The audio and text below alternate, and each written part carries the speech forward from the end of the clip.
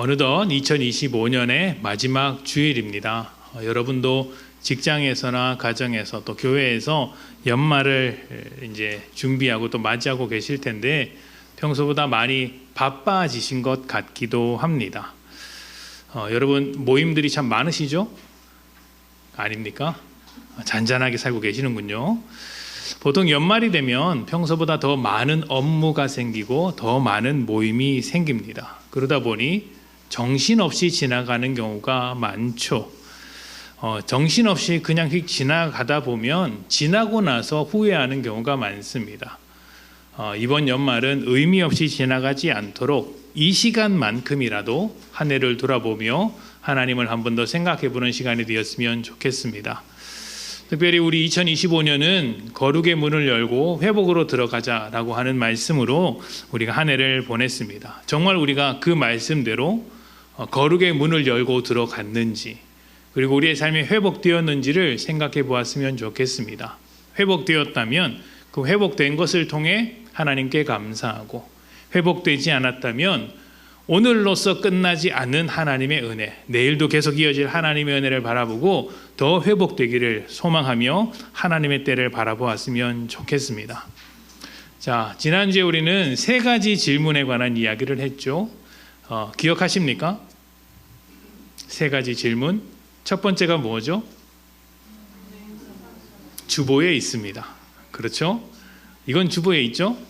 자, 나는 하나님의 형상으로 살았는가? 두 번째 질문은 무엇입니까? 다른 사람을 하나님의 형상으로 인정했는가? 세 번째는 무엇이죠? 안식의 루틴을 지켰는가? 안식의 루틴을 지켰습니까? 하는 질문이었습니다. 이 세 가지 질문을 여러분 한 주 동안 마음에 품고 사셨습니까? 오늘은 이 세 가지 질문을 다시 한번 생각해 보고 그 질문에 대답하는 세 가지 결단의 시간을 가졌으면 좋겠습니다. 자, 첫 번째 질문은 나는 하나님의 형상으로 살았는가 하는 것이었습니다. 여러분은 한 해 동안, 한 주 동안 하나님의 형상으로 사셨습니까? 지난주에 이어서 다시 한번 여쭤보고 싶습니다. 여러분은 하나님의 형상으로 살아왔습니까? 하나님의 형상으로 살았는가라는 이 질문은 세상의 기준에 맞춰서 쫓기듯이 살았는지 아니면 하나님의 형상답게 살았는지를 묻고 있는 것이었습니다. 세상의 기준에 따라 쫓기듯 나를 판단해 왔다면, 그리고 세상의 기준에 맞추기 위해서 세상에게 매여 살아왔다면 이제는 그 삶을 잠깐 멈추고 하나님의 형상으로 회복되는 시간이어야 한다라는 이야기를 이 질문 속에 담아두고 있는 것이죠. 그래서 여러분은 이 한 해를 마치면서 스스로에게 이렇게 질문해야 합니다. 나는 어떠한 정체성으로 살아오고 있었는가?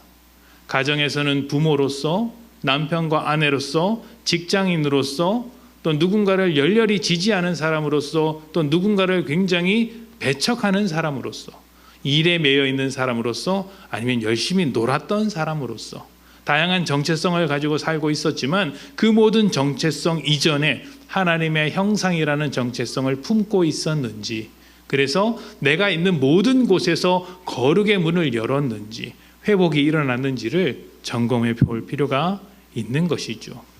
혹시 세상의 기준에 맞춰서 살기 위해 끊임없이 세상의 기준으로만 평가해 왔던 것은 아니었습니까? 그렇게 세상의 기준에 평가받기 위해서 살아가는 사람은 세상의 기준에서 떠날 수가 없습니다. 매여 살게 되죠. 세상이 원하는 대로만 살아가게 됩니다. 만약 그것이 우리 삶의 모습이었다면, 그래서 바쁘기만 했다면 이 연말이 되어서 남는 것이라고는 찾아볼 수 없을 것입니다. 특히 그렇게 자신을 몰아붙이는 모습들은 있었어도 자신을 사랑했던 모습은 기억할 수가 없었을 거예요. 하나님의 형상으로서의 자신의 정체성을 회복하고 이 시간 하나님께서 창조하신 형상으로서의 나를 더욱 사랑하는 연말이 되었으면 좋겠습니다. 그리고 하나님의 형상으로서의 나답게 살았는지를 한 번 더 생각해 보시기를 소망합니다. 자, 그런데 여기서 조금 조심해야 될 부분이 있습니다. 나답게 살았는지를 점검할 때 나답다는 것은 내가 하고 싶은 대로, 내가 원하는 대로의 모습을 말하는 것은 아니라는 것이죠. 세상에서는 나답다라고 하면 그냥 내가 원하는 대로 사는 것을 말하는 것입니다만 우리는 좀 다릅니다. 우리는 각자의 성격과 개성을 가지고 살고 있습니다. 하지만 하나님의 손으로 창조된 하나님의 형상이죠. 서로 다른 성격과 개성과 삶을 가지고 있지만 하나님께서 창조하신 모습대로의 나를 찾아가는 것이 하나님의 형상으로 살아가는 삶입니다. 그래서 나답다라는 건 내가 중심이 되어야 하는 것이 아니라 하나님이 중심이 되어서 내 모습을 찾아가는 것이라는 점을 잊어서는 안 됩니다. 마음의 중심에 바로 이 생각, 하나님의 형상이다라는 생각이 사라지게 된다면 그때부터는 하나님의 뜻이 아니라 자신의 뜻을 따라 살게 되고 또 내 생각이 더 중요한 상황에 이르게 됩니다. 나답게 살아가는 것, 나를 사랑하는 것은 언제나 나로부터 시작하는 것이 아니라 하나님으로부터 시작한다는 생각을 잊어서는 안 됩니다. 자, 그렇다면 여러분, 당신은 하나님의 형상으로 살았습니까? 나는 하나님의 형상으로 살았는가? 라는 질문에 우리가 대답하기 위해서 정말 필요한 것은 어떻게 해야 하나님의 형상으로 살 수 있는가라는 것 아니겠습니까? 우리가 어떻게 하면 하나님의 형상으로 살아갈 수 있을까요? 사실 여러분, 열심히 하는 것보다 더 중요한 것이 하나 있습니다. 바로 방향을 바로 잡는 것이죠. 그래서 우리에게 필요한 것은 한 해 동안 얼마나 열심히 노력했는가 이전에, 물론 그것도 중요하지만 내가 얼마나 하나님의 방향으로 살아왔는가 하는 것이며, 그렇게 하지 못했다면 이제라도 하나님의 방향으로 변화되는 것이 필요합니다. 열심히 하는 것보다 방향을 바로 잡는 것, 변화되는 것이 우선이라는 것이죠. 그래서 하나님의 형상으로 살았는가에 대한 대답으로서 우리는 이렇게 결단했으면 좋겠습니다. 나는 하나님의 시선으로 살겠습니다. 우리 같이 한번 이야기해 볼까요? 자, 나는 하나님의 시선으로 살겠습니다. 네, 이것이 2025년 우리의 첫 번째 결단이 되었으면 좋겠습니다. 여러분, 프레임 전쟁이라는 말을 들어본 적이 있습니까? 사회 전반적으로 이 프레임이라는 말을 굉장히 자주 사용하고 있습니다. 똑같은 사건이라도 보는 관점에 따라서 다르게 해석한다는 것이죠. 이것은 프레임이라고 하기도 하고 관점이라고 부르기도 하고요. 또 세계관이라고도 말을 합니다. 때로는 진리나 진실보다 내가 보고 있는 이 프레임이 더 중요하게 여겨질 때가 있습니다. 그래서 분명히 뻔히 보이는 일임에도 불구하고 내가 생각한 대로 그것을 고정시켜서 다른 사람들과 마찰을 일으키는 경우가 있죠. 그런데 우리는 이 프레임을 어디에다 고정시키는 것입니까? 나에게 고정시키는 것이 아니라 하나님께 고정시키는 것입니다.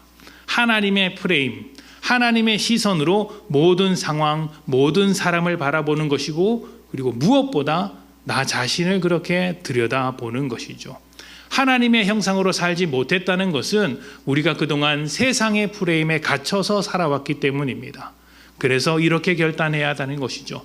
이제부터 나는 하나님의 시선으로 살겠습니다. 하나님의 프레임으로 살겠습니다. 라는 고백이 있어야 하는 것입니다.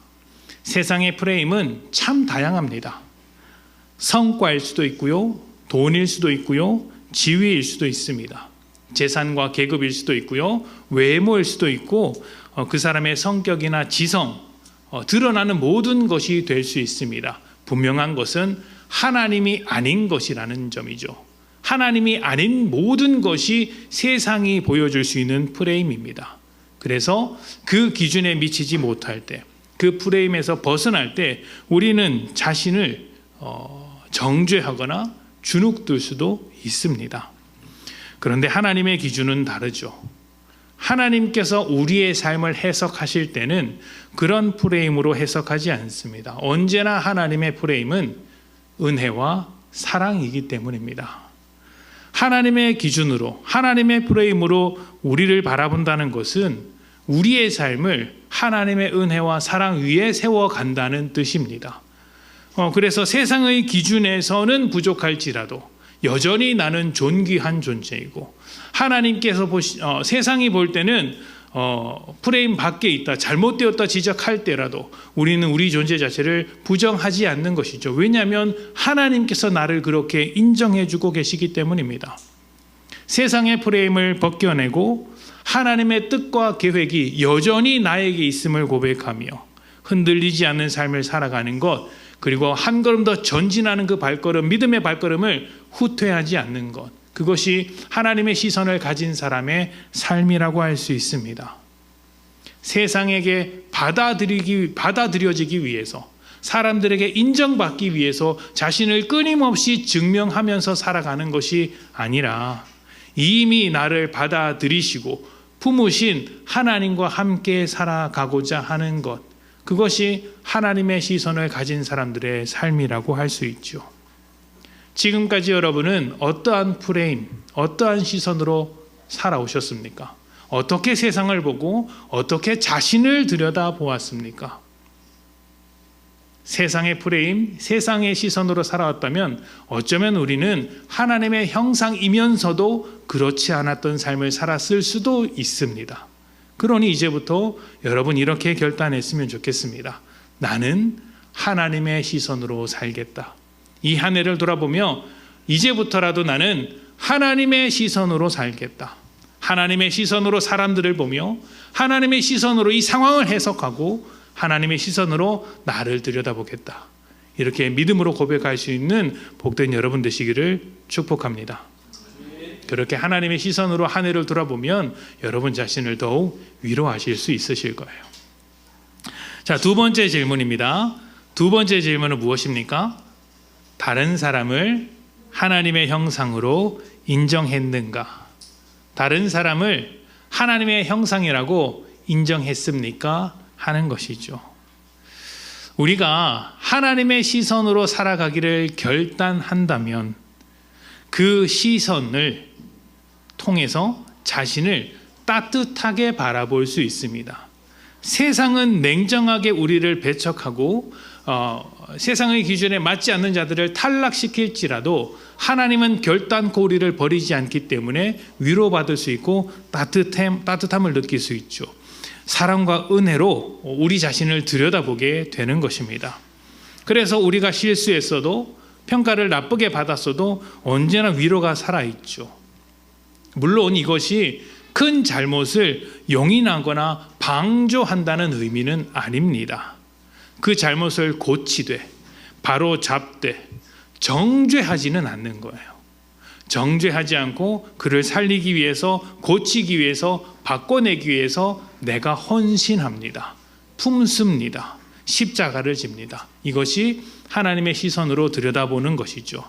자, 그렇다면 그렇게 하나님의 시선으로 살아가기를 결단했다면 우리가 하나님의 은혜와 사랑 위에서 살아가는 자로서 다른 사람에게도 그러한 시선이 있어야 한다는 것을 인정해야 하는 것이죠. 다른 사람을 하나님의 형상으로 인정했는가라는 질문 앞에서 하나님의 그 시선으로 살아가는 우리, 그렇게 결단한 우리는 어떻게 대답해야 하겠습니까? 나도 하나님의 시선으로 나를 들여다볼 뿐만 아니라 다른 사람도 그렇게 들여다보겠습니다라고 대답해야 하지 않겠습니까? 그래서 관계를 맺을 때 때로는 불편한 관계 속에서 또 수많은 갈등 속에서 상대방을 정죄하고 돌아서 버리는 관계를 만드는 것이 아니라 상대방을 통해 하나님의 마음, 하나님의 시선을 이해해야 하는 것입니다. 어려운 문제죠. 살면서 항상 어려운 것이 관계입니다. 어디서나 그렇죠. 부모 자식 간에도 관계에 어려움이 있는데 다른 사람들과는 오죽하겠습니까? 그럼에도 하나님의 시선을 품는다면 우리는 그 사람을 하나님의 형상으로 들여다볼 수 있는 것입니다. 혹시 나는 이해받기를 바라면서도 다른 사람을 이해하지 못했던 것은 아니었습니까? 내 입장은 중요하지만 상대방의 입장은 중요하지 않게 생각했던 것은 아니었습니까? 가족이나 매일 만나는 직장 동료, 또 교회 안에서 이웃들과의 관계 속에서 나만의 기준으로 평가하고 있었던 것은 아닙니까? 세상의 기준에 평가받기를 극도로 싫어하면서도 정작 나는 나의 기준으로 상대방을 평가하고 있었던 것은 아닙니까? 자기중심적인 세상에서 경쟁은 일상이 되었습니다. 지금은 비판을 너무 쉽게 하는 세상이 되었습니다. 정죄가 당연한 세상이 되었죠. 아주 작은 잘못이라도 하면 그것을 꼬투리 잡아서 온라인이라든지 동네방네 소문을 내는 게 마치 잘하는 것처럼 여겨지는 세상이 되었습니다. 그리고 비판을 잘하는 것이 실력 있는 것처럼 여겨지는 세상이 되었어요. 여러분, 다른 사람을 아무리 비판해도 내가 잘 살고 있는 게 아닙니다. 앞에 서 있는 저를 보시면 아시잖아요. 설교를 잘하는 것과 삶을 살아가는 것은 아무런 상관이 없어요. 여러분도 마찬가지입니다. 믿음으로 고백하는 것과 믿음으로 사는 것은 다릅니다. 그래서 성경이 믿음과 삶, 말과 행동이 항상 일치해야 한다고 강조하는 거예요. 이것은 굳이 성경이 아니더라도 우리가 너무 잘 알고 있는 것이죠. 비판을 한다고 해서 내가 옳은 말을 한다고 해서 옳게 사는 게 아닙니다. 이건 어려운 문제예요. 그런데 지금 세상은 내가 다른 사람을 비판하면 마치 내가 굉장히 잘하고 있는 것처럼 생각을 합니다. 예술 작가가 있어요. 아주 멋진 조각품을 만들었습니다. 근데 비평가가 와서 그 조각품에 대해서 비평을 하죠. 자, 그러면 그 비평가는 그 조각가처럼 예술품을 만들어낼 수 있는 사람일까요? 그렇지 않습니다. 비평할 뿐이죠. 우리는 다른 사람을 비판하면 마치 그것이 내 삶을 잘 살고 있는 것처럼 착각하는 경우가 있습니다. 아무 상관이 없어요. 이렇게 다른 사람을 비판하는 것, 다른 사람에 대해서 정죄하는 것이 일상이 되어버린 세상에서 우리는 하나님의 형상으로 어떻게 살아야 합니까? 하나님의 시선으로 바라보기를 결단했다면 어떻게 해야 합니까?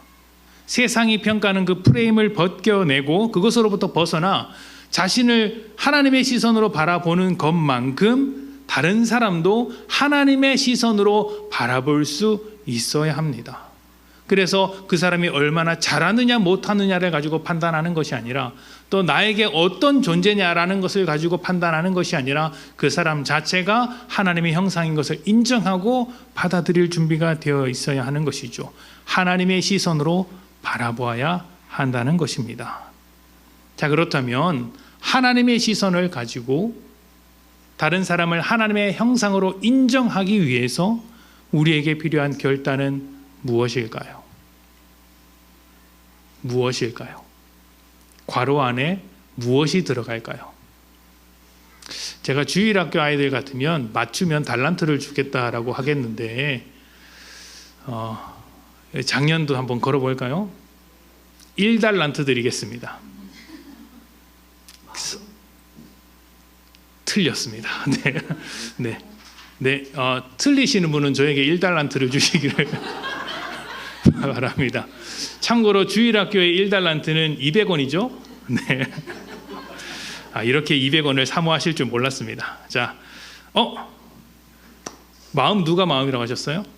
정답입니다. 죄송합니다. 제가 죄송해요. 제가 틀렸네요. 제가 틀립니다. 제가 예배 마치고 1달란트 스티커를 드리도록 하겠습니다. 주일학교 아이들이 달란트 잔치할 때 오셔서 같이 사드시기를 바랍니다. 죄송합니다. 제가 지금 잠깐 혼동이었네요. 자, 결단합시다. 우리 따라서 말씀해 보겠습니다. 목이 메이네요.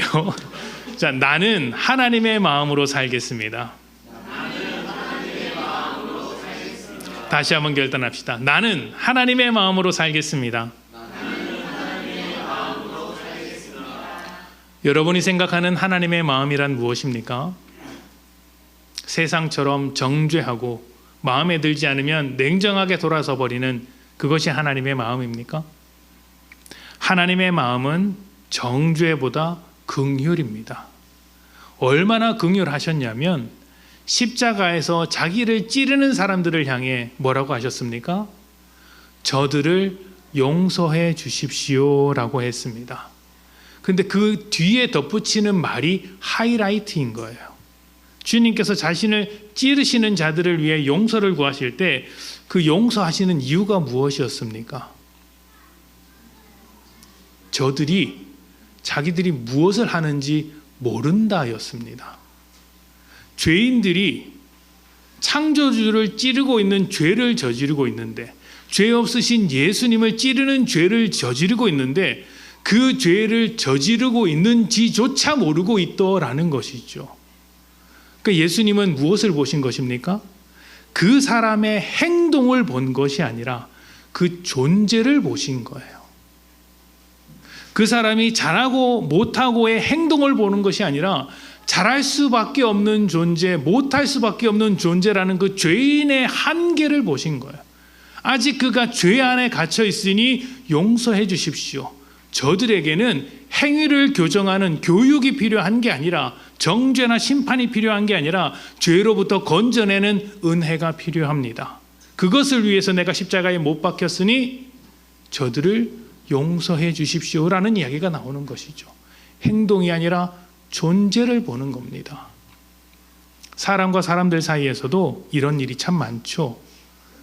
도저히 납득되지 않는 행동을 보고 실컷 화를 냈는데 알고 보니 집안에 큰 문제가 있어서 힘들어해서 그렇다라는 상황을 알게 되면, 그 사람의 마음이나 존재를 이해하게 되면 그 사람의 행동을 너그럽게 받아줄 때가 있지 않습니까? 사람과 사람 사이에서도 그런데, 세상에서도 그렇게 하는데, 하나님의 시선으로 그 존재, 깊은 존재를 이해할 수 있다면 우리는 정죄보다 긍휼하는 삶을 살게 되지 않을까. 하나님께서 그러한 마음, 그러한 시선으로 우리를 들여다보고 계시다는 것이죠. 하나님의 마음은 정죄보다 긍휼이고 심판보다 오래 참는 것이었습니다. 하나님의 은혜와 사랑은 언제나 이 오래 참는 것과 연결되어 있어요. 이스라엘을 오래 참으신 하나님, 자신을 찌르신 죄인을 용서하시며 참으신 하나님, 또 우리 예수를 믿고 나서도 여전히 하나님의 뜻을 따라 살지 않는 우리를 오래 참으신 하나님, 창조 때부터 지금까지 선악과를 먹은 이후로 끊임없이 하나님을 반역하고 있는 인간을 오래 참으시는 하나님, 이것이 하나님의 대표적인 성품입니다. 오래 참음. 성경에 굉장히 많이 나와요. 대표적으로 사랑은 언제나 오래 참고라고 하지 않습니까? 하나님은 사랑이십니다. 그래서 이걸 바꾸어 말하면 하나님은 언제나 오래 참고가 되는 것이죠. 오래 참음에 대한 몇 가지 오해가 있습니다. 그 중에 대표적인 하나가 이것이죠. 상대방의 행동을 이해해야 한다. 상대방의 행동을 이해해야 한다. 그런데 이해가 안 돼요. 행동은 아무리 생각해도 이해가 되지 않습니다. 그러나 앞에서 말씀드렸던 것처럼 우리가 오래 참는 것은 그 사람의 행동이 정당해서라든지 납득할 만해서가 아니라 그 존재가 그렇게밖에 할 수 없는 존재이기 때문에 그를 긍휼하게 여겨주시는 겁니다. 아무리 잘하려고 해도 죄밖에 생성해낼 수밖에 없는 죄인이구나. 그 존재 자체가 안타깝다라고 하는 것이죠. 여기에는 중요한 사실이 하나 있습니다. 우리가 하나님의 시선으로 보지 않으면, 우리가 하나님의 프레임을 갖지 않으면 절대 오래 참음은 불가능하다는 것입니다. 그 사람 자체를 봐야 합니다. 하나님은 우리를 왜 오래 참으셨을까요?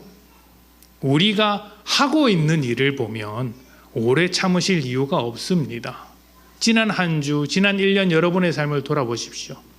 하나님 앞에 용서를 구할 때가 많았지만 때로는 그 용서를 구하는 일조차 하나님의 뜻에 맞지 않는 경우도 있습니다.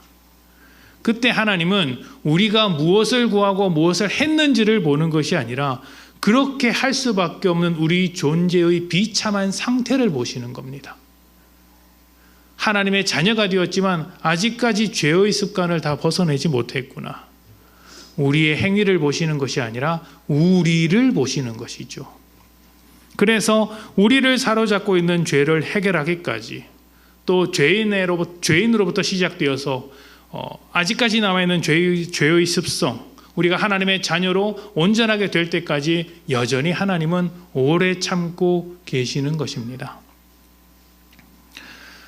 여러분이 잘 알고 있는 사람 중에 오래 참음으로 만들어진 한 사람이 있습니다. 크게 유명하지 않지만 여러분이 알만한 한 목사님입니다. 이분이 사역을 처음 시작할 때 형편없었어요. 얼마나 형편이 없었냐면 신학교에 들어가서 대전에서 첫 사역을 시작할 때 굉장히 큰 교회에서 이제 총무교사라고 하는 인턴 사역자 역할로 들어갔습니다. 인턴 사역자라는 것은 담당 사역자 그 밑에서 사역을 배우면서 함께 사역자로 세워지는 것입니다. 지금 우리 교회 간사님과 비슷한 위치라고 보시면 됩니다. 설교도 이제 한 달에 한 번씩 하고 기획서도 쓰고 그렇게 하는 것이죠. 그때가 이제 군대를 갔다 와서니까 24, 25 이때쯤이었습니다. 23. 얼마나 부족했냐면 주일날 늦잠 자서 교회를 안 갔어요. 그 중등부 이제 이러면 정체가 드러나는데 중등부 이제 담당이었고 매주 찬양 인도를 하는데 그 전날 밤늦게 놀다가 교회를 안 갔어요. 그 담당 사역자가 너무 답답해서 집에 찾아왔습니다. 근데 제가 아닙니다. 큰일 났네. 자, 아무튼 그분이 좀 부끄러웠는지 아프다고 거짓말을 했어요. 근데 그 사역자님이 너무 좋으셨던 분이에요. 아프다고 하니까 내가 말을 못하겠다. 너무 화났는데 몸 괜찮냐라고 약까지 사주시고 그랬다 이제 돌아가셨어요. 바뀌었을까요? 안 바뀌었어요. 여전히 이렇게 엉망진창으로 했어요. 중고등부 사역이 있었는데 토요일 날 행사가 있었는데 제가 중등부 제가 안 되죠. 큰일 났네. 이제 담당 이제 인턴 사역자였지 않습니까? 근데 그 행사가 있는지조차 몰랐어요. 그 행사에 안 갔어요. 놀고 있었어요. 근데 같은 교회 사역자 그냥 접니다. 그러니까 같은 교회 사역자가 지나가다가 너 왜 여기 있어? 라고 하는 거예요. 지금 행사하고 있는데 너 왜 여기 있어? 아무 말 못 하겠는 거예요. 웃고 지나갔어요. 그게 신학교 다닐 때 저의 모습이었습니다. 신대원에 올라가서 제가 예수님을 진짜 깊이 알게 되었던 때가 신학대학원 때였습니다. 제가 이제 여러분이 아시는 것처럼 눈에 이상이 있다는 것을 발견하고 그때부터 공부를 열심히 해야 되겠다라는 다짐을 하고 좀 공부에 매진을 하고 이제 대학원에 가게 되었을 때 그때 정말 살아계신 예수님을 깊이 만나고 이제 온전한 사역자로 세워져야 되겠다고 했습니다. 그리고 그때부터 인턴 사역자에서 이제 담당 사역자가 되었죠. 왜 지금 생각해 보면 제가 어떻게 담당 사역자가 될 수 있었을까라는 생각이 듭니다. 그리고 인턴 사역자 때부터 그 중등부에서만 10년에 가까운 이제 사역을 했습니다. 겉으로 볼 때는 잘했습니다. 왜냐하면 중학생 그리고 교사 다 포함해서 120명이 넘었거든요. 그 중등부 학생만 100명이 넘었어요. 꽤 큰 교회였죠. 제가 그런 아이들과 함께 이제 교사들과 함께 교사만 20명이 넘고 했으니까 주변에 있는 제 동료 이제 사역자들이나 아니면 이제 함께 있는 그 이제 같이 공부하는 이제 신대원 우리 전도사님들이 저에게 사역을 배우려고 했어요. 어떻게 그렇게 많은 사람이 있냐? 이유는 간단했습니다. 우리 교회가 큰 교회였기 때문이에요. 제가 잘해서가 아니라 큰 교회이고 그 세대가 젊었기 때문에 그 엄마들이 많았기 때문이에요. 그래서 많은 아이들이 왔는데 또 교회가 워낙 다른 사역자들이 잘해서 온 것이지 제가 잘해서 한 것은 아니었습니다. 근데 그때는 이제 그렇게 포장이 잘 돼 있었어요.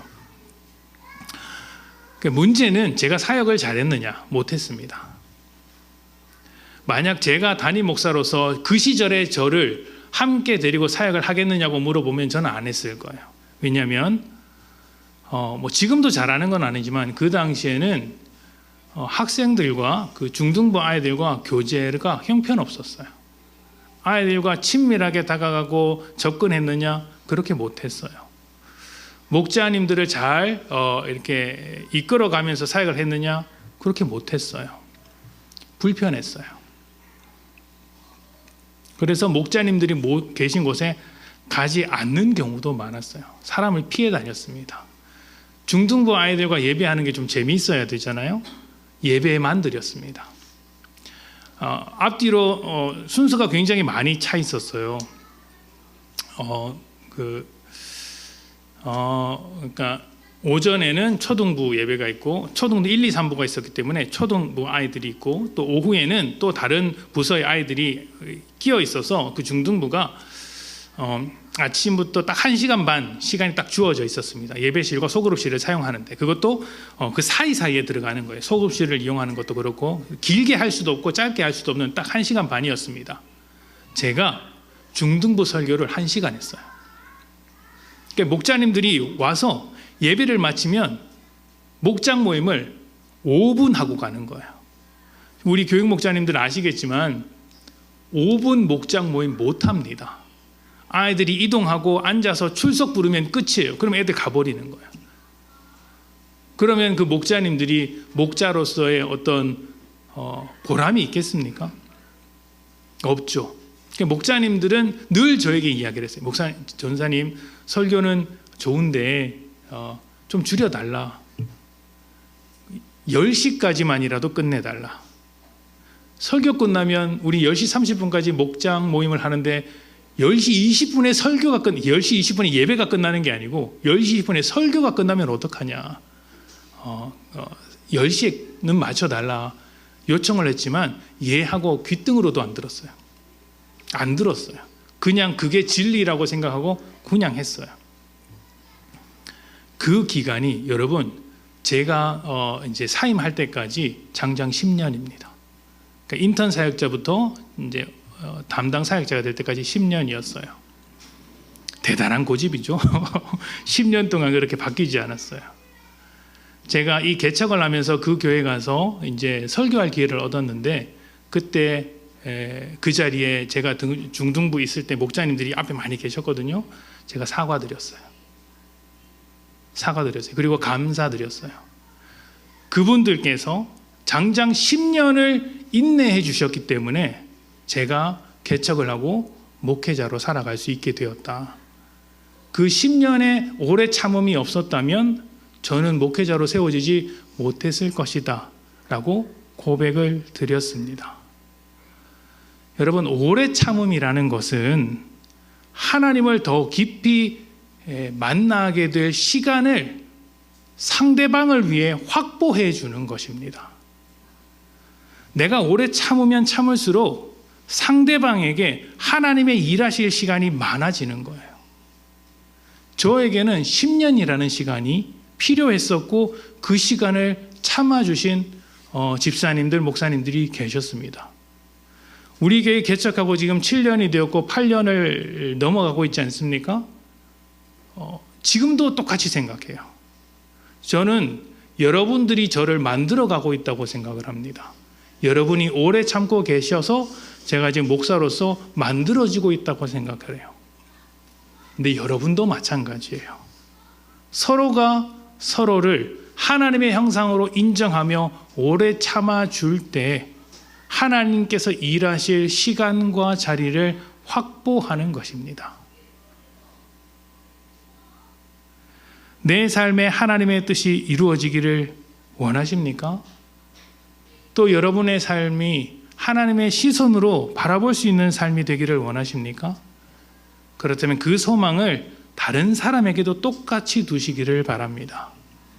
하나님의 형상으로 그 상대방을 존귀하게 생각해 줄 필요가 있지 않겠습니까? 그래서 내가 언제 어디서나 누구 앞에서든지 하나님의 마음으로 살겠다라는 결단이 필요한 것입니다. 하나님의 마음으로 살겠다는 결단을 여러분이 하게 되고 그 결단으로 살아갈 때 여러분의 결단을 통해 버림받을 영혼이 살아나게 됩니다. 그리고 무너진 관계가 회복되게 됩니다. 하나님 앞에 오래 참으신 하나님의 마음으로 살겠다는 결단이 있기를 소망합니다. 자, 마지막 세 번째입니다. 여러분은 안식의 루틴을 잘 지키셨습니까? 안식의 루틴, 믿음의 루틴을 잘 지키셨습니까? 다이어트를 하려면 어떻게 해야 합니까? 주사를 맞아야 합니까? 주사 맞지 마십시오, 여러분. 맞지 마시고 운동을 하십시오. 운동을 꾸준히 해야 합니다. 또 건강한 생활을 하려면 자고 일어나는 시간이 일정해야 한다고 이야기를 합니다. 식사 시간도 일정한 것이 불규칙한 것보다 낫다라고 이야기를 하죠. 믿음도 그렇습니다. 하나님과의 만남을 지속적으로 일정하게 그리고 자주 가질 수 있다면 하나님과의 관계는 더 건강해질 수 있습니다. 그런데 세상은 세상의 기준에 충족하려고 우리를 바쁘게 만듭니다. 계속해서 몰아붙이고 정신없게 만들죠. 한눈 팔지 마. 너의 가치는 여기에 있어. 이것만 붙잡아 라고 이야기를 합니다. 그래서 교회 다니는 것을 반대하진 않지만 취미생활처럼 하라고 하죠. 그건 안 해도 되는 거야. 더 중요한 건 여기 있어 라고 세상이 손짓합니다. 그러다 보면 어떻게 됩니까? 세상에 이끌려 살다 보면 문득 내 자신이 누구인지 모를 때가 생깁니다. 하나님과도 멀어지고 가족들이나 주변 사람과도 멀어져서 살고 있는 자신을 발견하게 됐죠. 그래서 여러분은 한 해 동안 어떻게 살았는지 이렇게 물어야 합니다. 나는 안식의 루틴을 잘 지켰는가? 혹시 바쁘다는 이유로 하나님을 멀리 밀어내고 있었던 것은 아닌가? 예배는 드렸지만 정작 삶을 들여다보면 안식의 루틴, 믿음의 루틴을 전혀 찾아볼 수 없었던 것은 아니었습니까? 열심히 바쁘게 살았지만 하나님이 없어서 그 공허한 빈자리를 채워내지 못했던 것은 아닙니까? 안식의 루틴은 이 종교 생활, 신앙 생활을 얼마나 열심히 했느냐를 묻는 것이 아닙니다. 삶의 중심의 축, 그 중심이 어디에 있는지를 묻고 있는 것입니다. 여러분의 삶을 움직이는 그 중심축은 하나님께 있습니까? 아니면 세상에게 있습니까? 솔직해지셔야 합니다. 자, 그렇다면 여러분의 삶의 축이 하나님께 있기 위해서, 하나님과의 관계를 더 건강하게 만들기 위해서 안식의 루틴을 만들어야 합니다. 무엇을 결단해야 할까요? 여러분은 안식의 루틴을 만들기 위해서, 믿음의 루틴을 만들기 위해서 어떻게 결단해야 할까요? 자, 따라해 봅시다. 나는 하나님과 동행하며 살겠습니다. 자, 다시 한번 따라해 봅시다. 나는 하나님과 동행하며 살겠습니다. 아멘. 혼자 다니는 여행도 나름대로 매력이 있지만 정말 즐거운 여행은 마음이 맞는 사람과 함께 떠나는 여행이라고 하죠.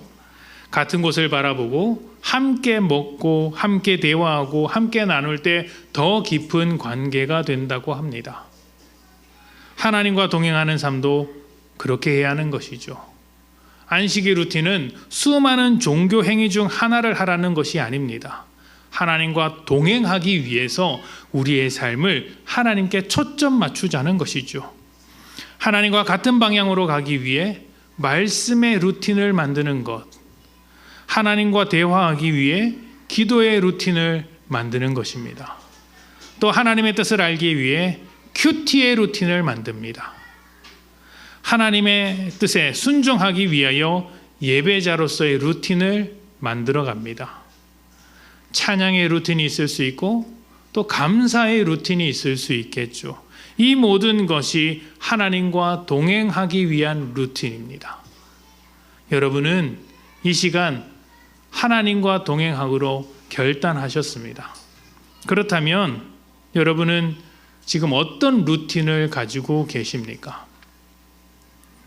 하나님과 동행하며 더 깊은 관계로 나아가기 위해서 지금까지 해왔던 루틴보다 한 가지 더 만들어 보는 것은 어떨까요? 그것이 말씀의 루틴이든 큐티의 루틴이든 기도의 루틴이든 감사의 루틴이든 만나는 사람마다 버릇처럼 감사합니다, 감사합니다 하는 겁니다.